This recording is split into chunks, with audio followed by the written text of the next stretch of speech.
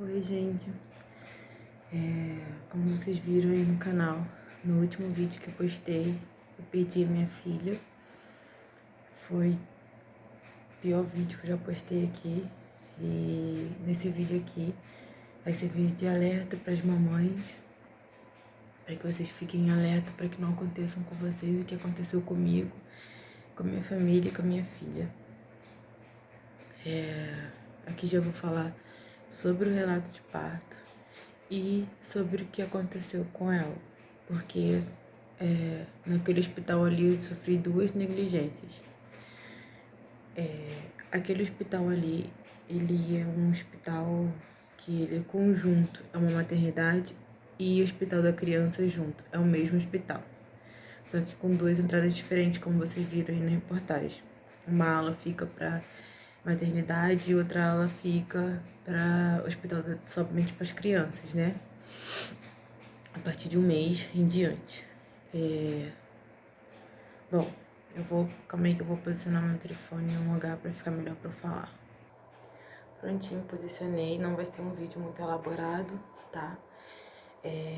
Bom, eu estava de 40 semanas e alguns dias para poder fazer 41. E eu comecei a sentir muita dor. E eu tava fazendo bastante exercício, eu gravei aqui no canal pra vocês verem. E eu comecei a sentir muita dor e eu ia pro chuveiro, fazia agachamento, fazia tudo aquilo que eu gravei aqui pra vocês. E tanto que no dia do nascimento dela, dá pra vocês verem lá que eu gravei lá pra vocês um pouco. E aí, naquele dia que eu comecei a gravar, eu comecei sentindo umas dores mais fortes. E eu senti que um banho não passava muito e era uma dor muito forte, tanto que quando o Iris mamava no meu peito, dava uma contração maior e era muito forte a contração, doía demais. E naquele dia, quando eu fui deitar, saiu um líquido, eu já não tava aguentando sentir mais aquela dor, uma dor horrível. Saiu um líquido da minha vagina e um líquido branco, grosso. E aí eu acordei, né, de madrugada, eu fui deitar, tomei um banho, fui deitar, saiu esse líquido e a gente levantou pra ir pro hospital. Chegando no hospital, o médico falou que não foi a bolsa que estourou, até porque na primeira vez que eu tive, a bolsa estourou e dessa vez tinha sido muito diferente, porém tava saindo um líquido em grande quantidade. E nesse dia também tinha saído um pouco do meu tampão. E aí eu fui pro hospital, ele falou que não era, a bolsa não tinha estourado e me mandou de volta pra casa. Aí eu voltei pra casa sentindo muita dor, muita dor. E aí eu fui lá no dia seguinte, porque a dor piorou na madrugada, uma dor insuportável. E aí eu fui no dia seguinte. No dia seguinte, eu tava sentindo muita dor. E a médica falou que não era dor pra ganhar o bebê ainda. E que era pra me voltar pra casa e ficar tomando Buscopan. E quando eu sentisse que o Buscopan não tava fazendo efeito, era pra me voltar pro hospital. Voltei pra casa novamente. E o Buscopan não valia de nada ali pra mim, porque eu tava sentindo muita dor. Porém, ela falou que não era dor de ganhar. E eu continuei em casa sentindo muita dor. E ela falou que era pra mim voltar só quando a dor passar, quando a dor, o Buscopan não fizesse efeito. E eu fiquei, se não é essa dor, qual é a dor pra ganhar? Eu já tava com 41 semanas, e se essa não é a dor, qual é a dor pra ganhar? E aí foi piorando mais ainda essa dor. Piorando muito, eu não tava aguentando mais. E aí eu fui novamente no hospital. E eu voltei com 41 e 3 dias. Fiquei aguentando essa dor durante 4 a 5 dias, mais ou menos, que começou muita dor. E eu não tava aguentando mais tanta dor, não aguentava mais passar tanta madrugada chorando de dor. E eu fiquei, gente, se essa não é a dor pra ganhar, qual que é a dor pra ganhar? Quando eu cheguei lá, eu tava em trabalho de parto, já tava com dilatação. E a médica falou que com 41 e 3 dias era o tempo máximo para minha bebê nascer. E aí quando eu cheguei lá, minha bebê tava cardio, ela tava coração acelerado, acima de 160. E aí não pude fazer parto normal por isso. Eu tava já dilatando, sangrando para poder ter, mas eu não podia esperar dilatar tudo, porque eu corria muito risco do meu bebê ter ter uma parada cardíaca e morrer ali. E aí o médico falou, não, bota ela na mesa de cirurgia. Foi questão de segundos. Eu cheguei, não durei 3 minutos lá. E aí começaram a querer saber qual era o nome dos médicos que me atenderam, porque se foi negligência, meu bebê podia ter morrido, eu podia ter morrido. E aí eu fui pra mesa de cirurgia, tive minha bebê nasceu saudável, perfeitamente saudável. Fiquei com ela 2 dias no hospital, voltei pra casa com ela tava perfeitamente saudável. E aí voltamos pra casa e ela tava normal. Normal. Ela fez 1 mês, ficou normal. Porém, depois que ela fez 1 mês, eu e meu marido começamos a perceber algumas coisas. Porque ela não deu sinal nenhum. Ela não deu sintoma nenhum, ela não deu febre, ela não tossiu, ela não ficou gripada, ela não ficou com o nariz congestionado, nada. Ela tava perfeitamente normal. Sorrindo, lindamente, saudável, tava perfeita. E aí a gente começou a perceber que ela não chorava, gente. Ela era muito calminha mesmo. Que bebê calminha, parecia um anjinho. E ela muito calma, muito doce. Iris já foi calma, mas ela era muito mais calma que Iris. Você não ouvia ela chorar, a não ser que ela quisesse mamar, algo do tipo. E aí começamos a perceber que ela tava com a respiração muito acelerada. E que ela tava ofegante, coração acelerado. E aí resolvemos levar ela. E também ela, quando ela mamava, ela botava o mamar pra fora. Então a gente achava que ela tava cheia, né? Não foi nenhum sintoma assim alarmante, a não ser esse do coração acelerado e uma respiração mais cansada. Eu levei ela no hospital, lá nessa maternidade. Levei ela no hospital da criança. E a médica que me atendeu, eu expliquei pra ela, achei que poderia ser bronquiolite, porque aqui na minha cidade tá tendo muito caso de bronquiolite. E aí eu achei que pudesse ser bronquiolite, por ela tá puxando um pouquinho aqui na costelinha quando respira. Então, olhem seus bebês, porque foi uma coisa que eu percebi e levei ela no médico. Então, olhem seus bebês, não é normal. Um bebê tá puxando a respiração, você sente que a costelinha tá afundando, não é normal. Levem seu bebê e não aceitem dizer que é normal pra vocês, porque às vezes aquele médico que tá lá só tá lá por tá. Não tá nem aí pra vida do seu filho. E aí eu levei ela lá e expliquei tudo que eu falei que agora que meu bebê tava, eu falei pra ela. E aí ela virou pra mim e falou que era gases, que meu bebê tava com cólica e que era pra me dar simeticona, a minha bebê. E aí eu questionei, tá, mas ela tá assim porque ela tava chorando muito também na madrugada. Não dormiu. Ela chorou a madrugada toda, muito cansada, com falta de ar, coração acelerado e puxando na costelinha. E aí eu fui e falei pra ela, mas e essa falta de ar? Esse cansaço que ela tá, porque ela respirava assim. Tava muito cansada. E aí ela falou, não, isso aí é o tempo seco, ela tá normal, tá tudo certo com ela. Aí escutou o pulmão, fez aquele famoso procedimentozinho de rotina que não vê nada, não pediu um exame. Eu falando que a minha bebê estava vomitando, eu falando que a minha bebê estava com o coração acelerado, eu falando que a minha bebê estava com falta de ar, minha bebê repuxando um arzinho na costelinha e ela não pediu um exame. Um exame, eu não sei qual é o problema dos médicos de hoje, de que não querem pedir um exame para criança para saber o que a criança tem. A mãe pode falar que a criança tá sangrando, que fala que tá tudo bem. E não pediu um exame para minha filha. E aí falou que era apenas cólica e que era para me dar simeticona na minha filha. E que lá fazer lavagenzinha com soro. E que isso era só o tempo seco, que ela estava ótima. Voltei com a minha filha para casa. Voltei com ela para casa e naquela madrugada foi a última madrugada dela. Minha filha piorou, ela não dormiu aquela madrugada, só chorou a madrugada inteira.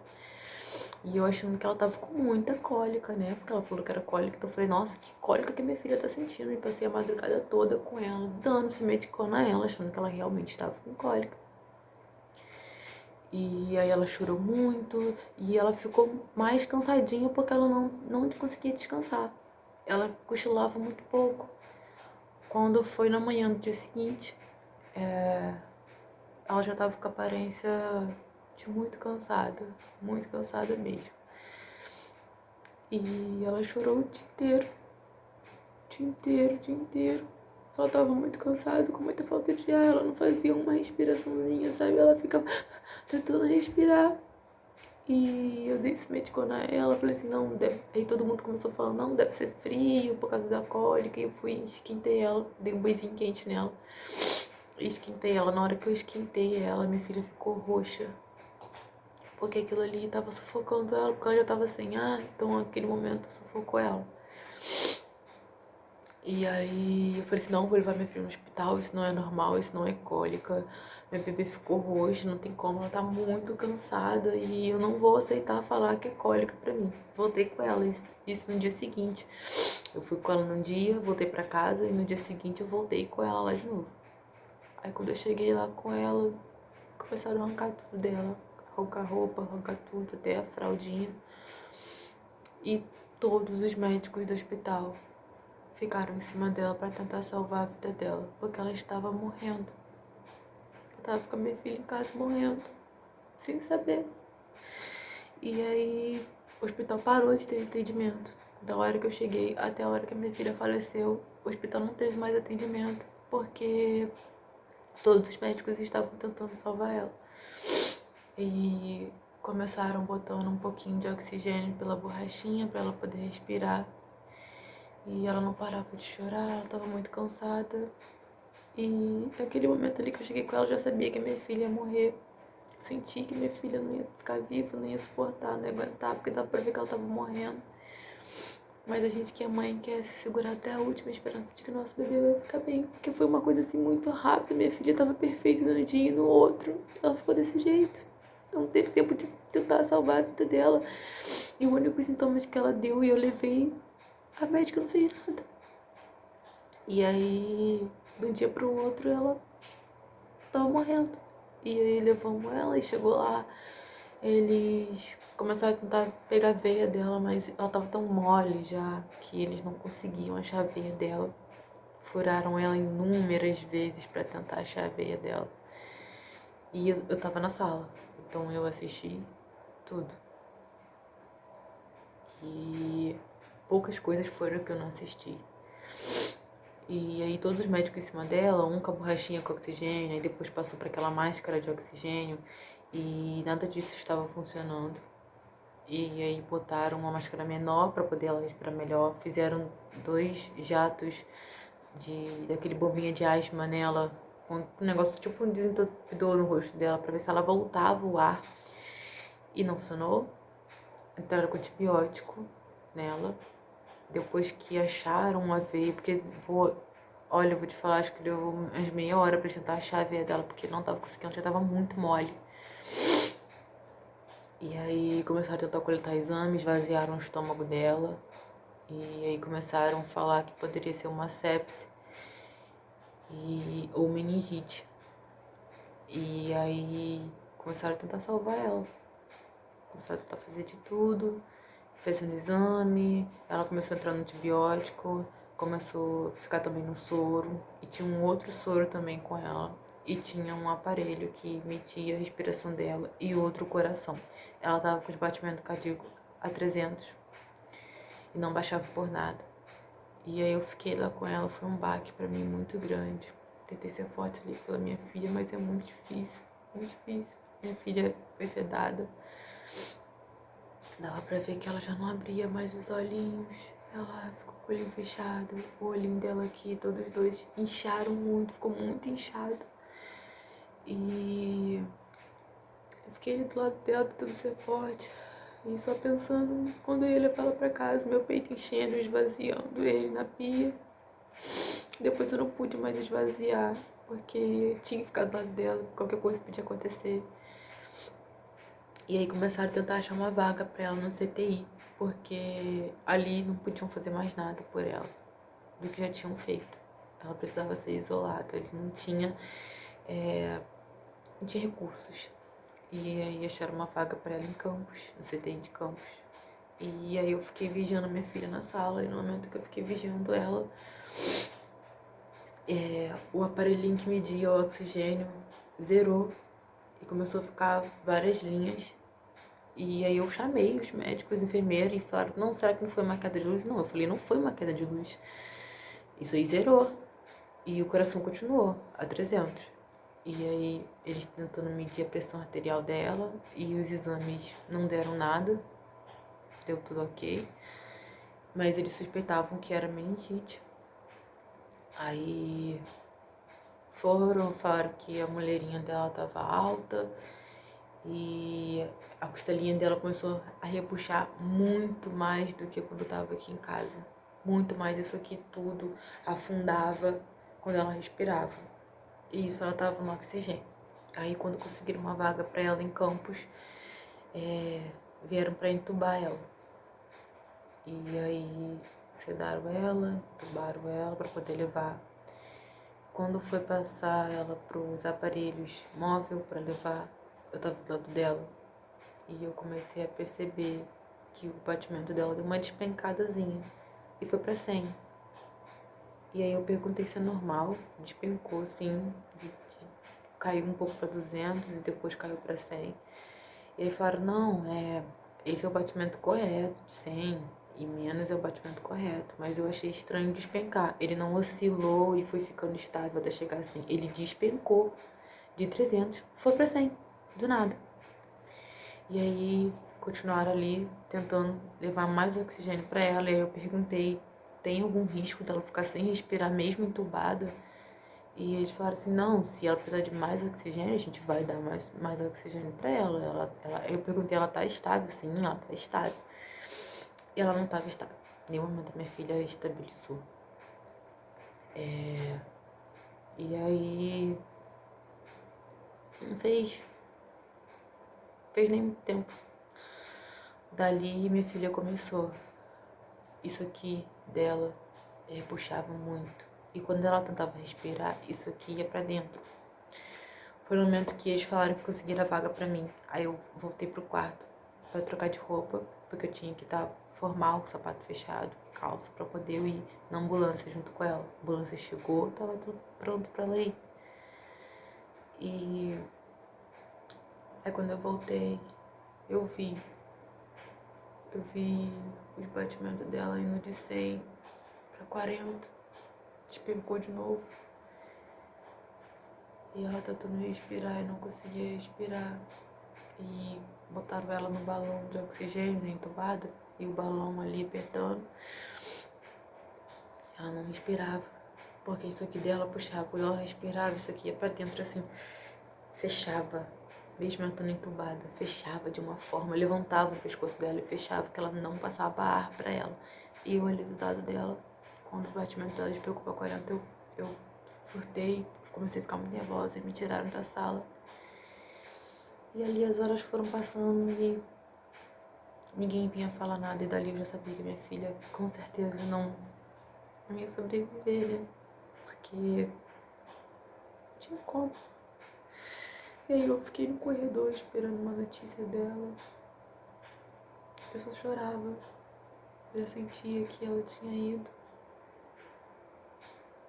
Aí depois de horas esperando, médicos e médicos saindo da sala, enfermeiros saindo da sala, eu vi um enfermeiro trazer um saco preto. Eu fiquei, pra que ele tá trazendo aquilo?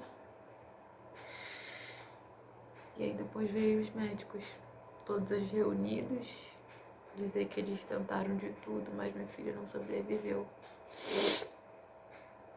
E aí eu tive um surto no hospital. Comecei a gritar, comecei a chorar, porque eu tinha levado a minha filha lá e eles não fizeram nada. E eu não consegui aceitar. Quando eu entrei na sala, minha filha tava toda enroladinha, morta. Não respirava mais. E eu dizia pra ela acordar pra gente ir pra casa. Que ela não acordava. Eu peguei minha filha no colo e ela tava pesada, porque realmente ela tava morta. Eu só acreditei. E não parecia que ela tava morta, que ela tava tão corada. Parecia que ela tava dormindo. E doeu muito, muito porque eu tinha levado a minha filha lá antes. E ela me poderia ter salvado a vida dela. Aquela madrugada foi a última madrugada dela, ela piorou. Minha filha morreu meia-noite e 34, eles me avisaram 1h pouca da manhã, quase 2 horas, porque eles limparam tudo.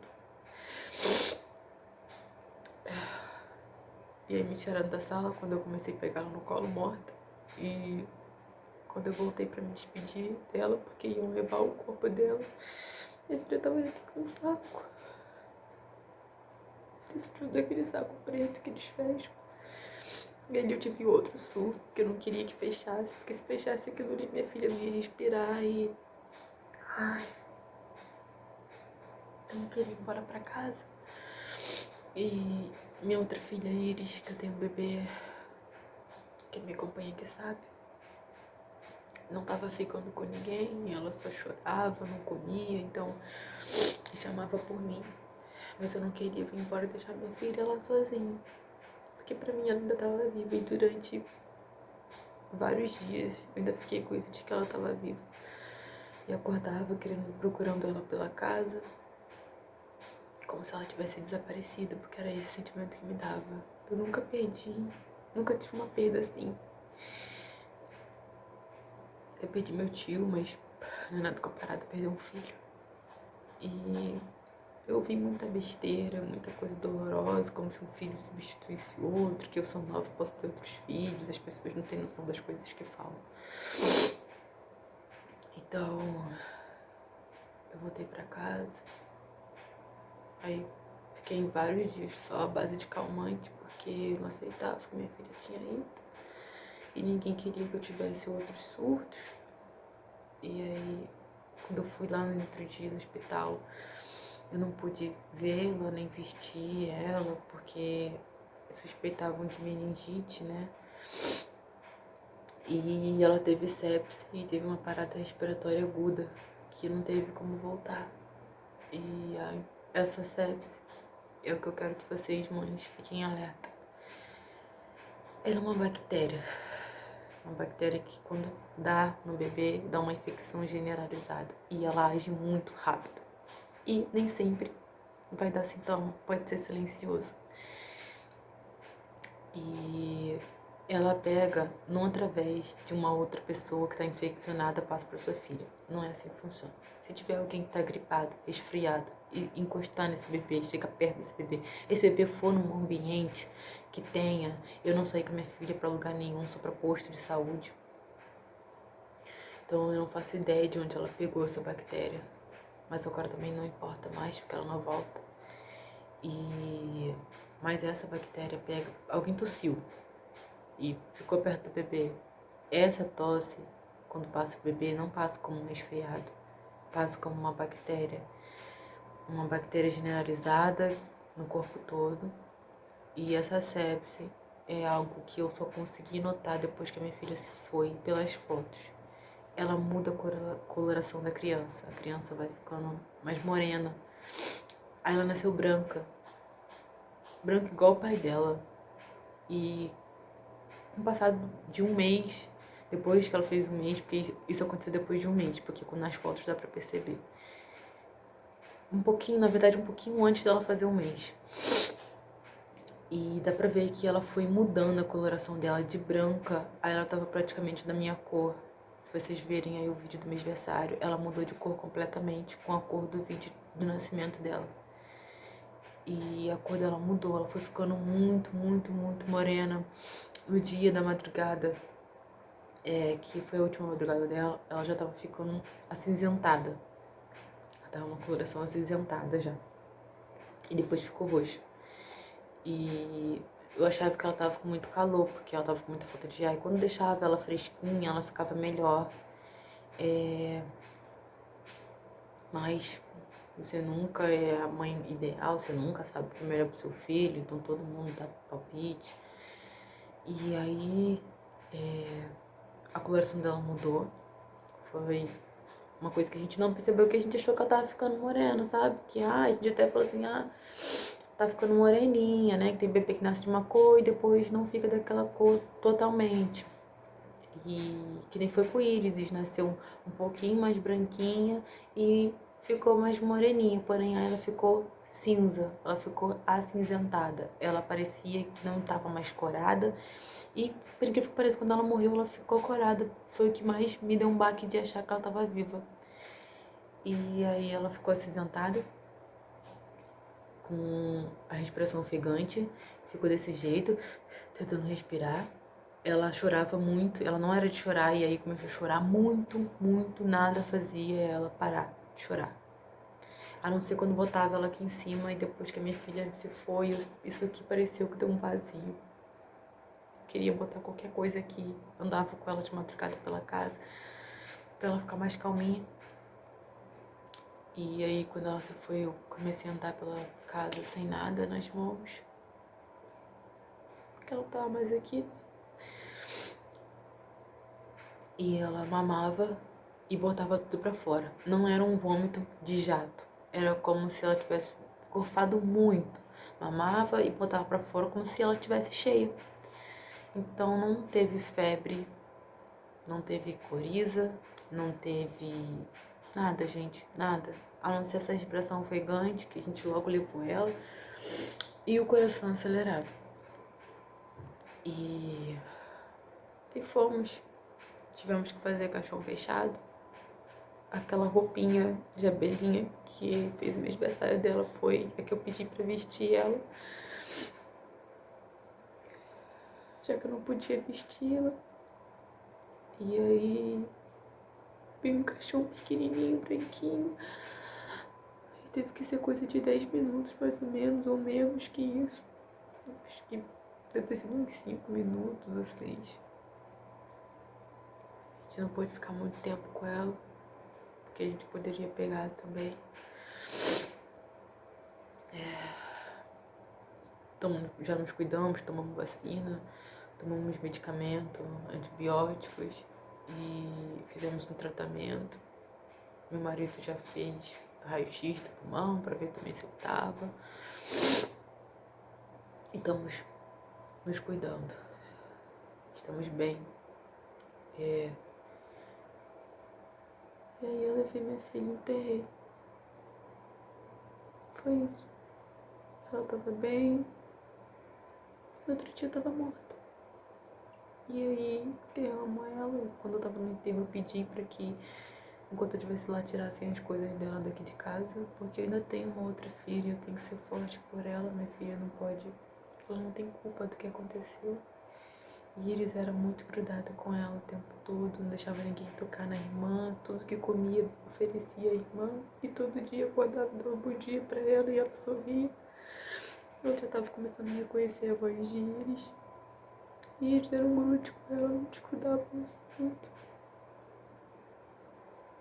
E minha filha começou a perguntar, né? Já disse que virou estrelinha, mas quando ela pergunta dói. Dói demais.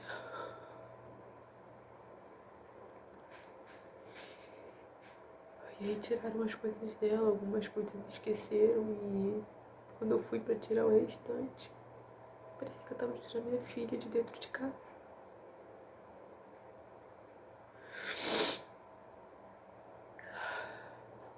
A gente aceitou fazer a reportagem porque foi negligência.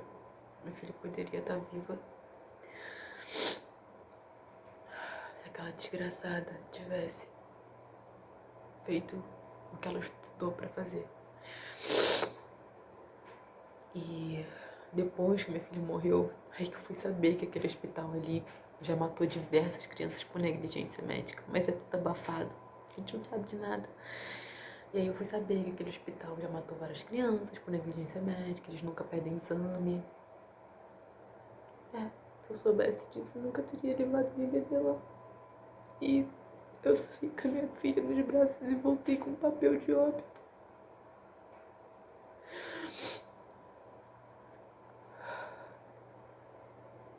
E outro papel informando um pedaço que minha filha estava enterrada no cemitério.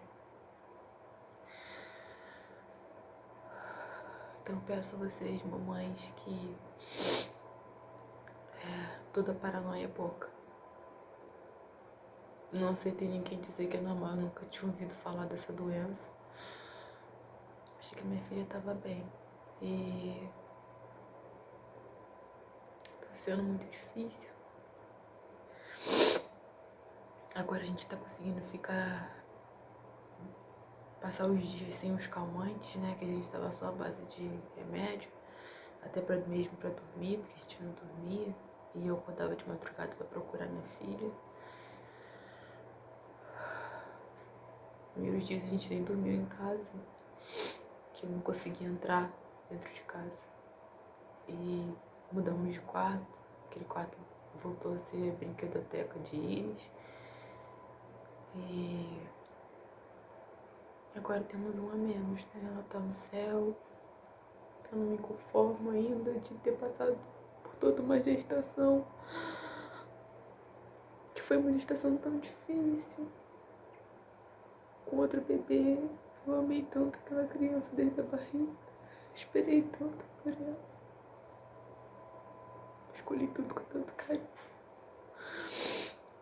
pra perder minha filha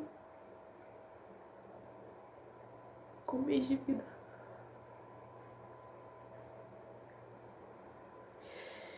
Mas é isso. Esse vídeo aqui é um alerta pra que vocês não passem pela dor que eu tô passando e o vazio que eu tô sentindo. Meu marido tá tentando ser forte, não falar sobre esse assunto, pra que a nossa filha cresça num lar feliz. Vai acontecer muita coisa agora, a gente tá com outros planos. E vocês vão vendo e acompanhando aí. Eu vou continuar gravando. Eu gosto de fazer isso. E tem que seguir em frente, ser forte, porque a minha filha é o que tem mais me dado forças pra levantar daquela cama. Porque olha, é muito difícil. Muito difícil.